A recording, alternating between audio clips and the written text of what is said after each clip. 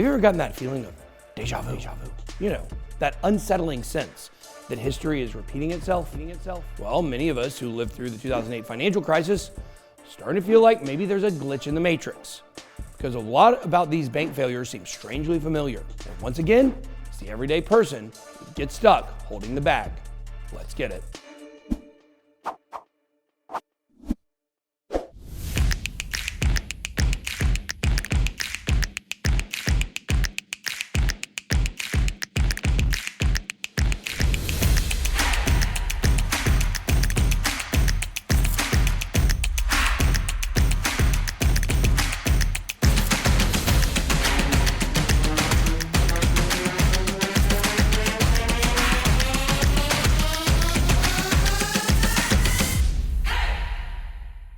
Welcome to BitBoy Crypto. My name is Ben.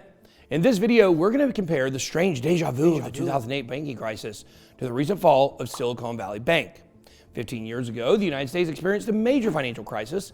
Pretty much everyone agreed that the big banks and corrupt financial institutions were to blame. The government responded with a series of bank bailouts that sparked outrage across the entire political spectrum. Wall Street received a financial lifeline, while Main Street was left holding the bag. Struggling families who suffered the worst of the crisis were ignored, knowing that their tax dollars were funding bonuses for the criminal bankers who created the mess in the first place. The people were told that these banks were too big to fail, which confirmed the growing belief among the average person that the system was rigged. This led to a deep-rooted distrust in that system that just has continued to grow over the years. As many of you know, Satoshi Nakamoto's Bitcoin white paper was initially published in the wake of this crisis. The bailouts were a perfect example of why it had been developed in the first place. When Bitcoin's Genesis block was mined on January 3rd, 2009, Satoshi embedded a headline into the block: "The Times, 03 January 2009, Chancellor on brink of second bailout for the banks." So he must have felt that the bailouts were important and something that Bitcoin could fix. Satoshi had already been working on the project for over a year when the bailouts were announced, so it's important to remember that Bitcoin was not a response to the bailouts as some journalists have suggested in the past. It just happened to be perfect timing. A solution was launching just as the problem was starting to become painfully obvious. Now, in a striking case of deja vu, we find ourselves standing at a familiar crossroads. And where's Bone Thugs and Harmony? Once again, the government is forced to bail out banks because of their potential systemic risk, or in other words, they're too big to fail. When Silicon Valley Bank was under risk of collapsing earlier this year, Janet Yellen was careful to say that the government was not giving them a bailout, even though they were bailing out the depositors of the bank.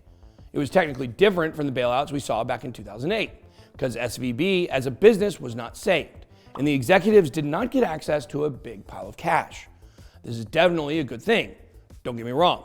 But if you look into the details of the case, it looks like Main Street was left holding the bag yet again.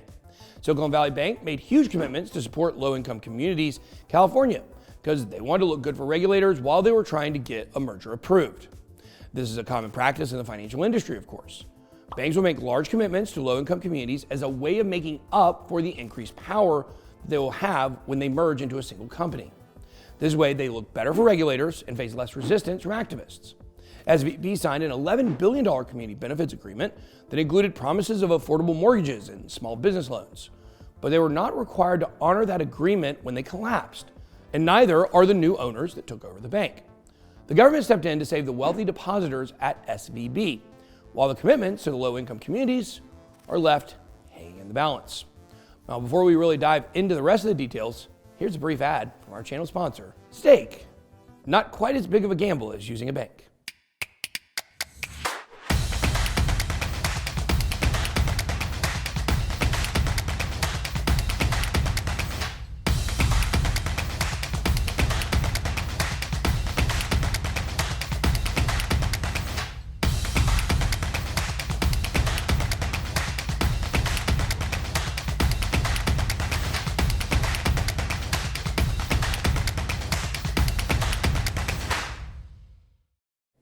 So first, Citizens Bank and Trust Company, the new owner of SVB, was given a $17 billion discount on their purchase, but the regulators did not require them to honor SVB's previous commitments. As a result, construction has been totally stopped on some affordable housing projects in California. The average person, the ones who were supposed to be protected by the system, were once again left behind. The problem of banks growing too big to fail, with their risks being socialized while their profits are privatized, is still baked into the system. Now, I want to be clear that this does not mean that the depositors at Silicon Valley Bank are bad people or deserve to have their savings or investments wiped out. Many of these people were brilliant crypto builders, and I'm happy that they got their money back. But it really shows how the system favors the wealthy, because the health of the system is dependent upon their success. If the wealthy fail, the system fails, which might be another clue that the whole thing is rigged in the first place. But it doesn't have to be that way. After watching how things have gone down in crypto over the past year, it should be clear by now that nobody around here is too big to fail, except for maybe the BitSquad, of course. Make sure to click that subscribe button if you want to join the strongest team in crypto. No matter how successful or well-connected a business is, it will fail if it's a scam or just being run irresponsibly. We saw this with both FTX and Celsius, of course. It'd be great to see customers of FTX and Celsius get their money back too, but the financial system doesn't really care about crypto investors either. Even some of us have a bit of new money. Although I'm not sure it's fair to call either of them crypto businesses, because they were basically centralized financial institutions that dealt with crypto. This was ultimately their downfall and their key weaknesses. They were centralized and they became corrupt very easily. Ultimately, it was the culture of crypto that kept those two in check. But if their operations were truly decentralized, we may have avoided these problems and the customers may have been spared. If we look back through the history of crypto, the vast majority of the big scams have been centralized exchanges. A ton of DeFi platforms have definitely rugged people too, but they were actually centralized exchanges too.